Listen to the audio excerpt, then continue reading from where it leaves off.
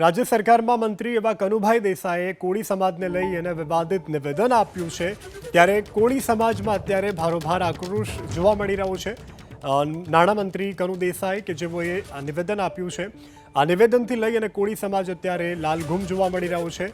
તો અખિલ ભારતીય કોળી સમાજના રાષ્ટ્રીય ઉપાધ્યક્ષ પ્રવીણભાઈ કોળીએ મોટું નિવેદન કર્યું છે।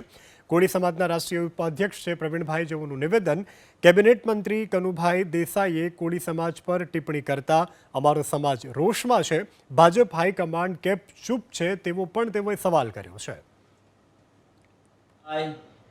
આ તમારે કેબિનેટ દરજાના મંત્રી થઈ અને આવી રીતની જે વાલી વિલાસ કરી રહ્યા છો તે કોળી સમાજ ક્યારેય પણ નહીં સાખી રહે।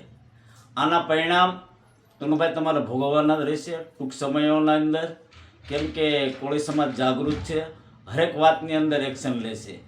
અને હું ભાજપની હાઈકમાન્ડને પણ કહેવા માગું છું કે ભાજપની હાઈકમાન્ડ કેમ ચૂપ છે? કારક ક્ષત્રિય સમાજ માટે, કારક દલિત સમાજ માટે, કારક હવે કોળી સમાજ માટે